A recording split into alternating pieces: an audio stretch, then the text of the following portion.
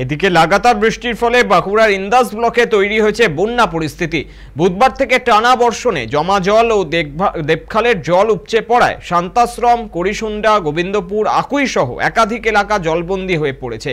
শান্তাশ্রম থেকে ইন্দাস যাওয়ার মূল রাস্তা প্রায় কোমর সমান জলের নিচে, বিপর্যস্ত যোগাযোগ মাধ্যম। স্কুল পড়ুয়া শিশুদের কোলে তুলে নিয়ে যাওয়া ছাড়া উপায় নেই অভিভাবকদের। দেবখালের উপর থাকা কবজওয়ে সম্পূর্ণভাবে জলের নিচে চলে যাওয়ায় যোগাযোগ বিচ্ছিন্ন ওই রুট। বিভিন্ন এলাকায় কাঁচা বাড়ি ভেঙে পড়েছে, ক্ষতিগ্রস্ত বহু বাড়ি। আতঙ্কে দিন কাটাচ্ছেন বাসিন্দারা। পরিস্থিতি সামাল দিতে তৎপর হয়েছে ব্লক প্রশাসন।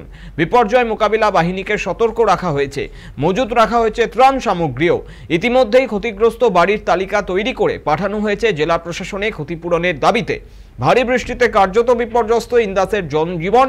প্রশাসনের নজর পরিস্থিতির দিকে।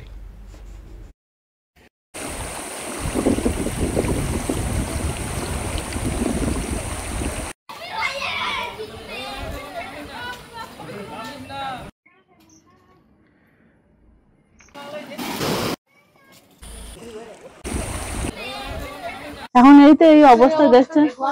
হ্যাঁ, এবার ঘর বাগালে তারপরে থাকতে পাবো, না হলে থাকতে পাবো না। সরকারি যে এখন বাড়ি দিচ্ছে, বাড়ি পেয়েছেন? না না, বাড়ি পাইনি তো।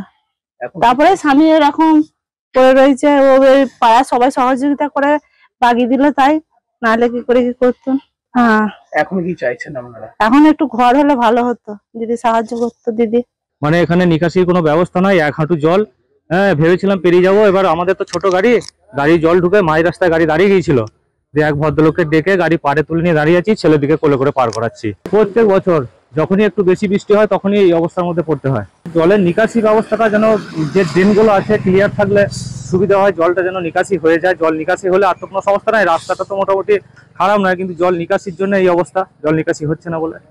ইন্দাসে প্রচুর পরিমাণে বৃষ্টিপাত হয় এবং স্বাভাবিকের থেকে অনেক বেশি মাত্রায় বৃষ্টিপাত হয় এবং আমরা দেখতে পাচ্ছি মানে পুরো পশ্চিমবঙ্গ জুড়েই এবছর খুব ভারী বর্ষা এবং বৃষ্টি নাগাড়ে হয়ে যাচ্ছে। মানে টানা বৃষ্টি হয়ে যাচ্ছে, প্রায় 1-1.5 মাস ধরে আমরা বৃষ্টি দেখছি, যার ফলে বিভিন্ন জায়গায় আমাদের ওয়াটার লগিং হয়েছে। কিছু কিছু জায়গায় এমন জায়গায় জল জমে গেছে আমাদের, যেমন শান্তাশ্রমের ওখানে কিছু কিছু আমাদের ক্যানেলের উপর দিয়ে জল ওভারফ্লোয়িং হচ্ছে, সেখানে আমরা পুলিশকে দিয়ে আমরা সেখানে ট্রাফিক আপাতত ক্লোজ করে রেখেছি। কিছু কিছু জায়গায় আমাদের 2-1টা জায়গায় আমরা দেখেছি স্কুলে যাওয়ার আগেটাই আমাদের জল জমে গেছে, যার ফলে সমস্যা হচ্ছে। কিন্তু আমার যেটা সব থেকে ব্যাপার, কিছু কিছু মাটির বাড়ি টানা নাগাড়ে বৃষ্টির জন্য কিন্তু মাটির বাড়িগুলো কিন্তু ক্ষয়ক্ষতিগ্রস্ত হয়েছে এবং সেগুলো ভেঙে পড়ার একটা চান্সেস আছে এবং কিছু বাড়ি অলরেডি ভেঙেও গেছে। যেগুলো গভর্নমেন্টের যে ক্ষতিপূরণ, যেগুলো ফুল ড্যামেজ, সেগুলোর জন্য আমরা প্রপোজাল অলরেডি পাঠিয়ে দিচ্ছি আমাদের বিপর্যয় ডিজাস্টার ম্যানেজমেন্ট ডিপার্টমেন্টে, এবং আমাদের টিমকে অ্যালার্ট করা আছে যে যদি কোথাও সেরকম ঘটনা ঘটে আমরা যেন সঙ্গে সঙ্গে সেখানে পৌঁছাতে পারি।